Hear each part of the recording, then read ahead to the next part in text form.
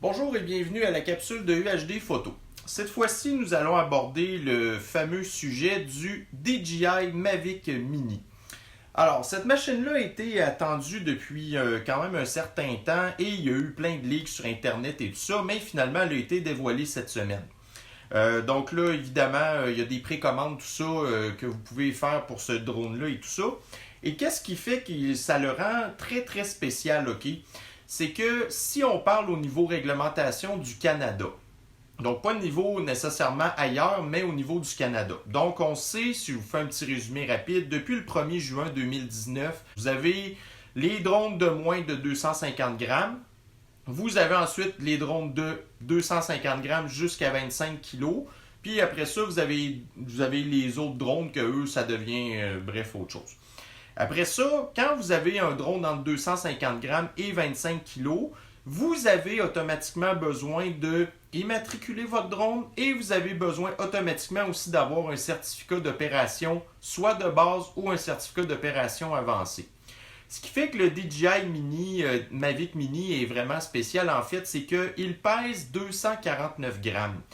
Donc, n'étant pas dans la réglementation des drones de 250 grammes à 25 kg, vous n'avez pas besoin d'immatriculer votre drone et vous n'avez pas non plus besoin d'avoir un certificat d'opération ni de base ni avancé et ainsi de suite, bref, de faire un examen en ligne sur Internet. Alors, qu'est-ce qui rend ce drone-là vraiment spécial, en plus de ces petits avantages-là? C'est que c'est un drone qui a... écoutez, j'en possède pas un, je ne l'ai pas essayé non plus, mais je connais quand même suffisamment les produits DJI et aussi je me suis informé beaucoup sur YouTube pour voir les reviews et ainsi de suite, pour être capable de me faire quand même une bonne tête de qu'est-ce que c'est exactement le DJI Mavic Mini, OK?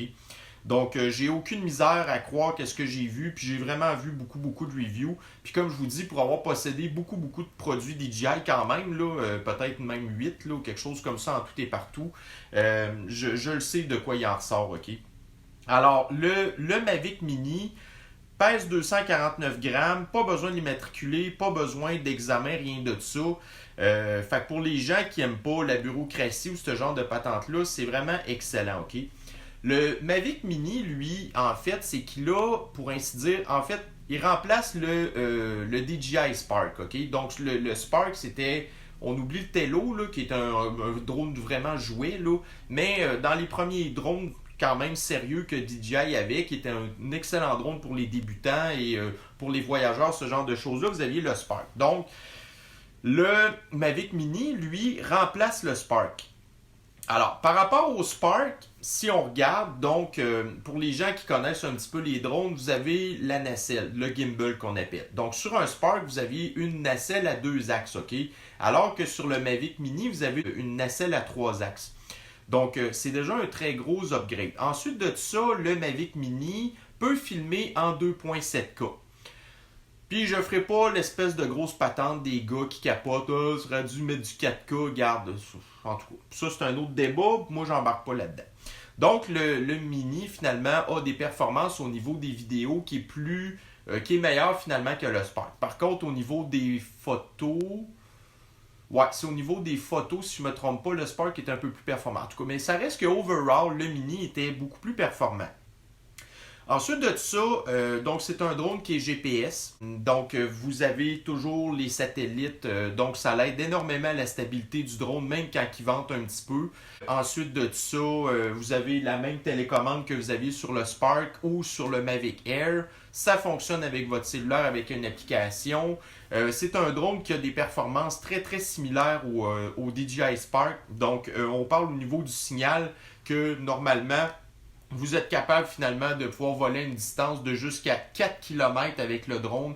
C'est sûr que, bon, vous savez très bien que la réglementation du Canada dit que vous devez toujours avoir visibilité sur votre drone, mais ce qui est bien quand vous respectez ça, c'est que en ayant un signal qui est, en tout cas théoriquement, capable de pouvoir se rendre à 4 km, ça veut dire qu'au niveau visibilité, quand vous avez toujours le drone à vue, puis aussi un Mavic Mini, c'est très petit, donc c'est vraiment pas long que vous le perdez de vue en fait.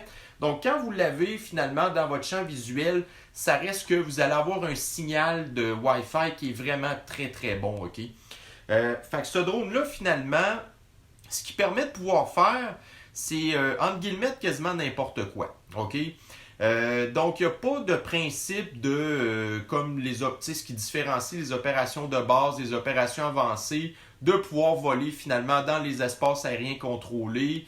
Fait que le Mini là-dessus, en tant que tel, étant donné qu'il est considéré comme un micro-drone, selon Transport Canada, vous avez le droit de pouvoir aller voler dans les espaces aériens contrôlés, toujours en conservant quand même en tête là, les affaires de base. Là. Donc de voler sécuritairement, le gros bon sens, de jamais aller vous griffer la face directement devant un avion, ce genre de choses-là.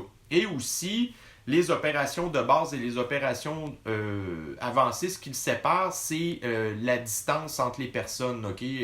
Par rapport à votre drone et les personnes. Donc, avec une opération de base, vous devez toujours voler à plus de 30 mètres des personnes. OK? Alors qu'une opération avancée vous permet d'aller voler jusqu'à 5 mètres des personnes, à moins d'avoir un drone spécial, mais encore là, je n'embarquerai pas dans ces détails-là. Donc, le Mavic Mini étant finalement un micro-drone, lui, vous permet de pouvoir voler à proximité des gens sans avoir à vous soucier de quoi que ce soit, tant et aussi longtemps que vous voliez de façon sécuritaire.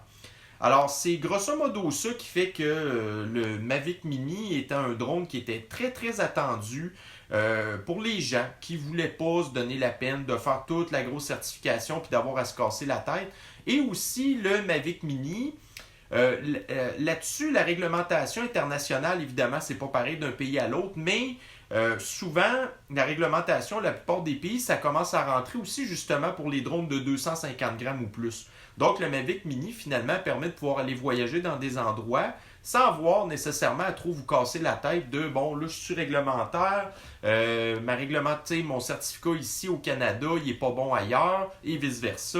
Fait qu'en ayant un Mavic Mini, finalement, c'est comme si vous aviez un petit drone international que vous pouvez utiliser sans vraiment trop de problèmes. Alors, c'est pas mal ça qui se passe concernant le Mavic Mini. Si jamais vous avez des questions supplémentaires, vous ne vous gênez pas, vous avez toujours la section commentaires en bas ou autrement, vous pouvez me contacter via ma page Facebook. Mais c'est les grandes lignes de ça. Fait que pour avoir épluché, puis aussi j'ai quand même vérifié avec certaines personnes du groupe DJI, c'est Drone Québec. On a eu plusieurs débats là-dessus, puis pas mal tout le monde est unanime que c'est ça. La réglementation n'est pas ultra claire, là, mais ça reste quand même que quand on lit vraiment la loi aérienne du Canada et la partie qui aurait vraiment rapport au drone, finalement, on se rend compte vraiment que le Mavic Mini, c'est comme pas dans une zone grise, mais que c'est un drone passe-partout, finalement. Alors, j'espère que ça peut répondre à vos questions. Donc, si jamais vous voulez acheter ce drone-là, c'est un beau drone pour commencer. C'est un drone aussi qui, pour les gens qui sont des professionnels, ben c'est mieux que rien aussi pour avoir ce qu'on appelle un drone backup. Parce que si votre drone principal, par exemple, je vais voler avec mon Mavic Pro Platinum, puis j'ai un problème avec, je vais être capable quand même de pouvoir me débrouiller là, avec le Mavic Mini, tout simplement. Mais bon, moi, c'est pas mon genre parce que j'ai d'autres drones, là, mais pour les gens qui ont un drone principal puis qui ont besoin d'un petit drone, bref, ça peut bien faire. Pour les professionnels aussi, donc pour les gens qui l'ont essayé, qui ont fait les reviews, qui travaillent là-dedans tout le temps, tout le monde a été ultra épaté des performances du drone. Fait que c'est vraiment quelque chose que ça vaut la peine d'envisager. Peut-être pas l'acheter tout de suite si vous voulez attendre le fait que des fois, quand les modèles viennent de sortir, il y a des petits problèmes techniques qui surviennent, puis ils sont des fois corrigés là, au bout de quelques mois. Fait que si vous êtes en mesure d'attendre un petit peu, tant mieux. De toute façon, je vous dirais aussi que probablement, là, ils sont en précommande. Ils doivent être loadés au bout. Ils vont avoir de la misère à pouvoir vous donner pour l'instant, là, vous livrer votre drone rapidement. Fait que si vous êtes capable d'attendre un petit peu, tant mieux. Alors, bien c'est ça. Alors, sur ce, on se reprend sur un prochain sujet. Bon vol!